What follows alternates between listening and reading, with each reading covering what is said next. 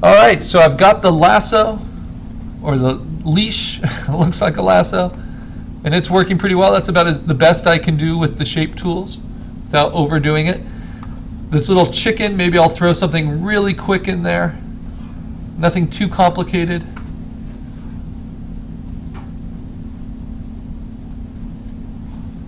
To turn off the stroke, turn the fill back on.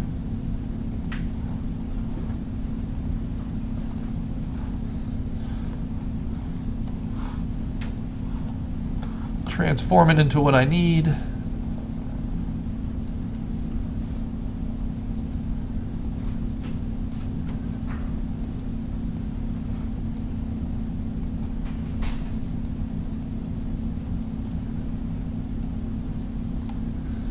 It's a little yellow eggplant sitting there on the hill.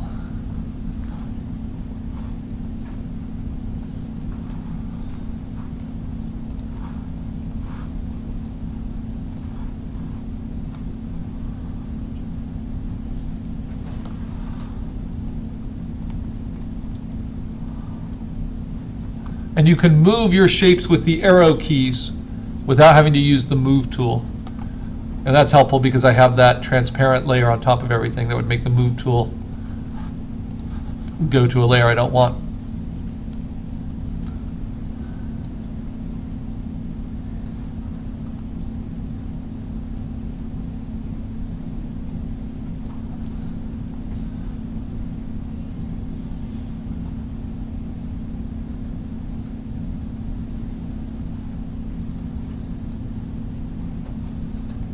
There's a lot you can do with just these transform boxes as well.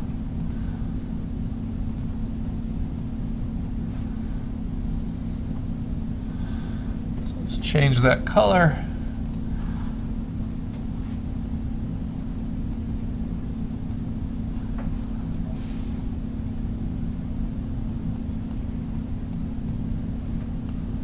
There we go.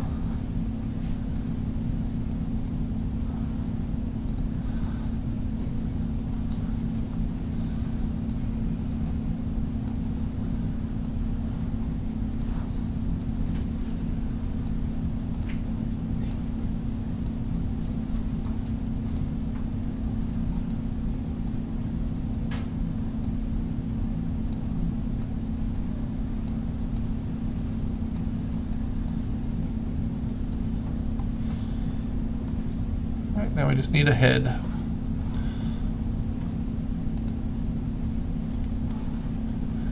This is fun.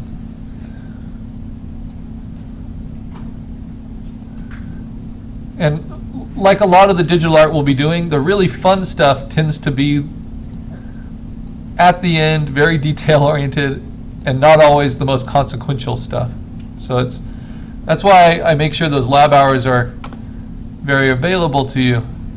Because we learn a lot just from playing around, even if ultimately we decide it's better without it.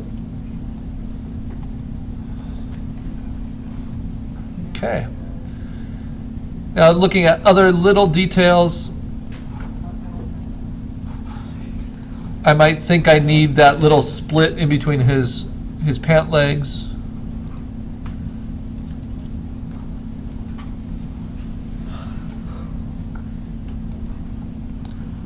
And as much as I can, I'll just use existing shapes to do it.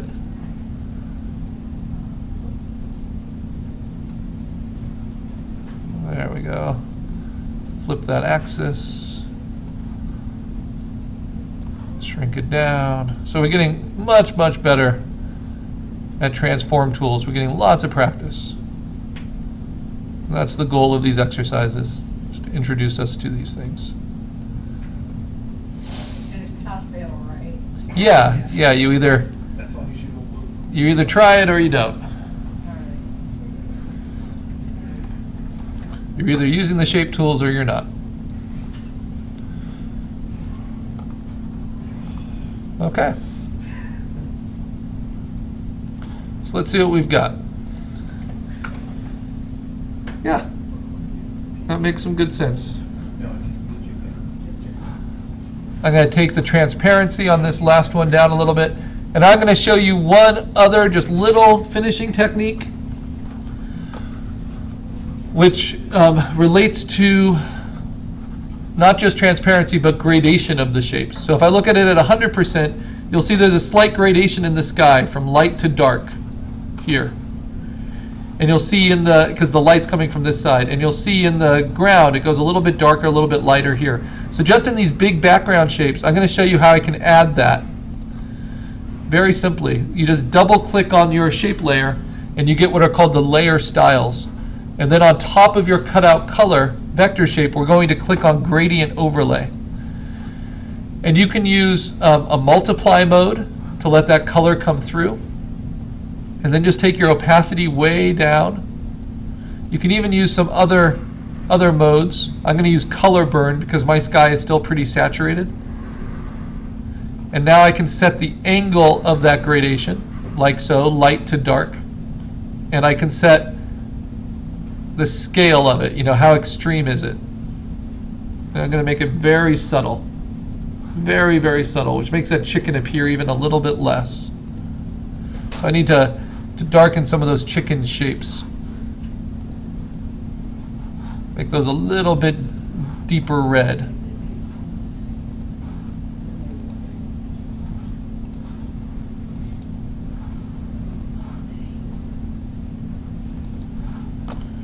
And I'm going to steal from myself as much as I need to when it comes to colors.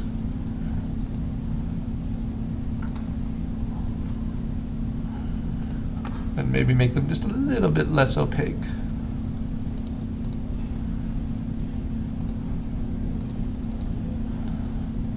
Yeah, that looks good. All right. So I've got that. Now I can do that same kind of gradation. And I like it because it always shows up as an effect underneath your vector layer. So you can turn it off and on and see if that's helpful. And yeah, that's helpful. It does reveal a little bit of my shape here, which if I needed to, I could adjust slightly.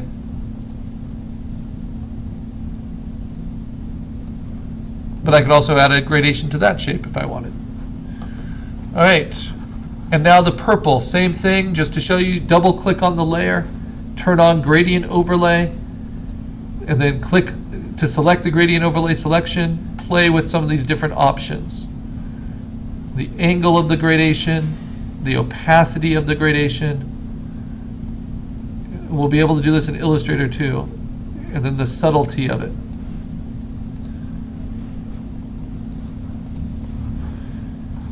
And then we can even pick more complex gradations if we need to, but I think that's looking pretty good.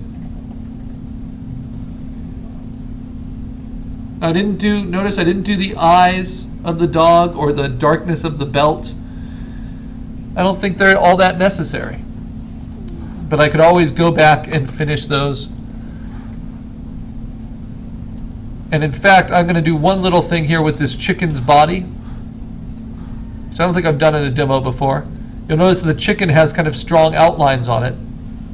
So I'm going to go ahead and make that chicken's body have not just a fill, but also have a stroke.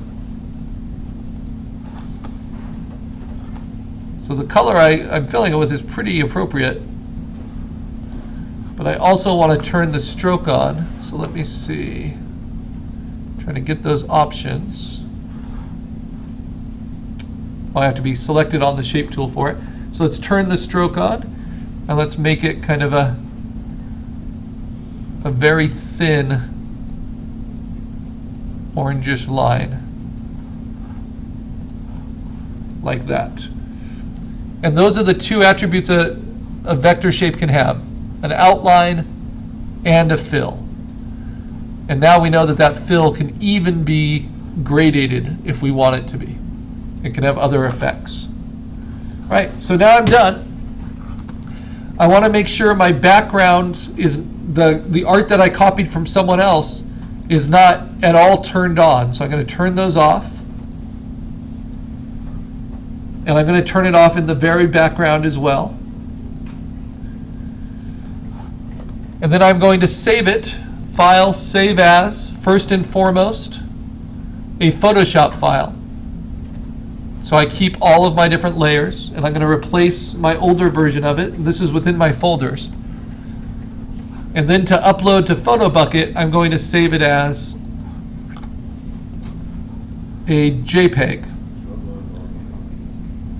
and navigate it to the desktop. It's going to be a JPEG because I want it to fill the entire space. I also want to make sure it's print quality, so quickly check the image size. Mine is 8 by 8 inches by 350 pixels per inch. That is good. You want it to fit on an 8 by 10 piece of paper at 350 pixels per inch. And the good news about vector shapes, if all of these are vector layers, which you can see they are, oh, this one is not. That one got out of vector, but all of those would scale perfectly if I had to increase the resolution. Okay, now I can hit F11, make sure that that JPEG is on my desktop. Very good. I'm going to go to Chrome. I'm going to open up PhotoBucket. It should keep us logged in. Go to the library. And as you guys are doing it, find the right place to upload it. You're going to upload it in Digital Exercises, Shape Composition, our last exercise. I am going to load mine to Instructor Demonstrations. So I click on that folder, and then you can simply drag and drop in. But remember, that's just the first part. Then you want to click on it and title it with your name.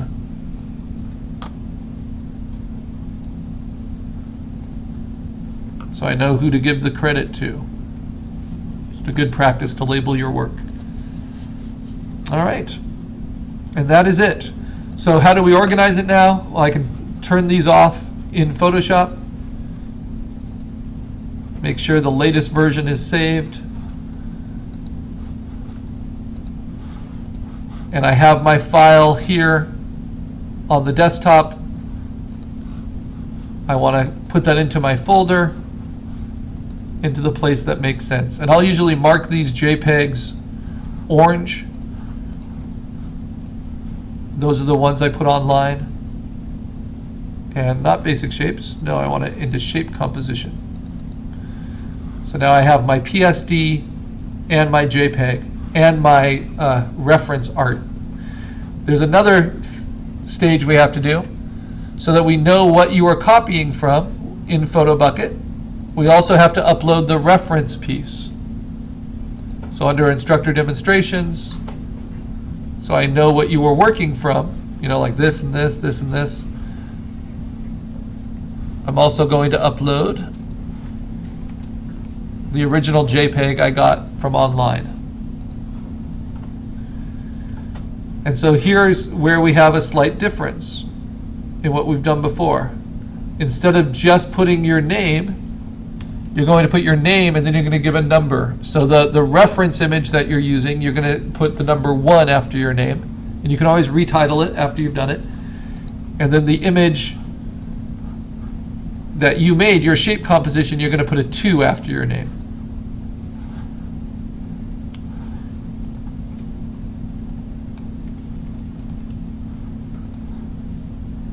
All right, and let's see how that works. And in our class file, that will hopefully put them in the right order. For mine, because all of mine have the same name, I have to manually order mine. And PhotoBucket is not always remembering my settings, but that's the way I want it to look.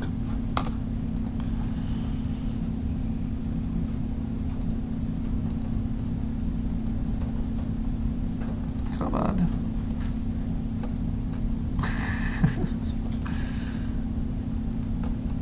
There we go. All right. So that is our second and final exercise for Digital 1.